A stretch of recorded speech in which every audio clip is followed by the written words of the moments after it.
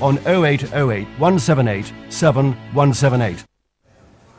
Let's get more now on those pension changes that come into force today, meaning people don't have to buy an annuity in retirement. Critics are concerned people could spend the cash they need to support them in their old age. Well, Culture Secretary Sajid Javid joins me now from Westminster. And just before we talk about pensions, perhaps you can give us a little reaction to what we heard Ed Balls saying up there in Leeds. He was very much attacking the Tories. Their slogan, millions pay more, millionaires pay less. He said the country can't afford 5 more years of the Tories. Millions are worse off under this government.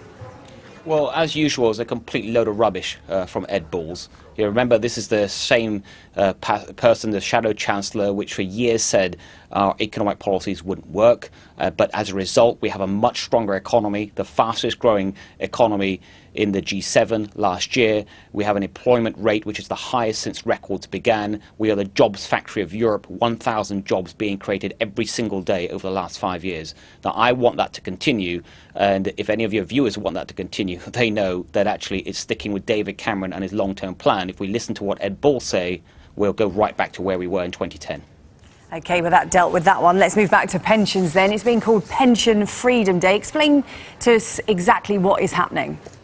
Well, today, so Pensions Freedom Day, so it means from today, hundreds of thousands of people that have worked hard, saved all their lives, will be given the freedom to use their pension pots in the way that they see fit, make the best decisions for them and for their family. They will no longer be forced by politicians to go and buy an annuity. If that's what they want to do, fine, but they will have the freedom to use that money as they see fit.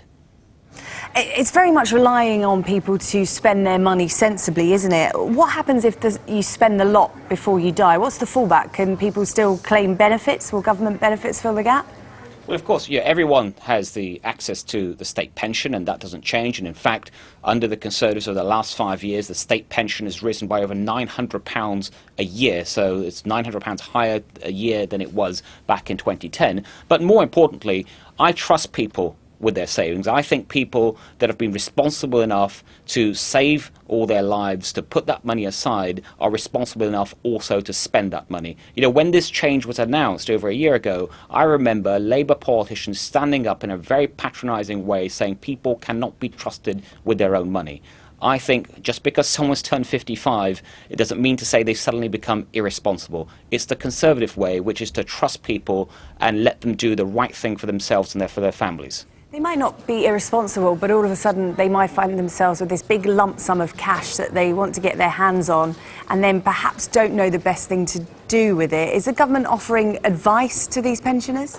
I think it's a very fair point that you raise, and that's why when these changes were first announced, at the same time the government helped establish an independent body called PensionWise. It will offer a guidance to over 400,000, so 400,000 sessions a year, whether it's face-to-face, that's available for whoever needs it, or over the phone. And the important thing there is just to make sure they get that independence guidance so they know what these tax changes are, how they work, and then if they want further advice or guidance, then they can go on to get that. But it's to make sure that they have the tools that are required to make the best decisions for themselves. Yeah, the best decisions about how to spend it and the best decisions, hopefully, about how to keep hold of it and not letting fraudsters get their hands on it, because there is a big warning about fraudsters targeting these over 55s that all of a sudden are coming into this huge wad of cash. It's being seen as hunting season for them. Well, that's why we need to make sure that this guidance is in place. It started a number of days ago. So far, it's early days, but 9 out of 10 people that have taken advantage of this guidance in anticipation of today's change have said that it works really well for them. And there's plenty of guidance. There's more than enough capacity to deal with the hundreds of thousands each year that will have this pension freedom.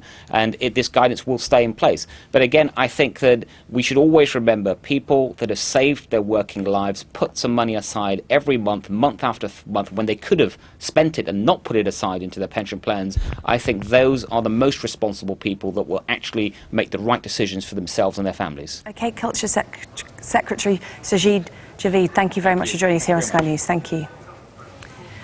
This is Sky News. Let's get a catch up on all the sport now.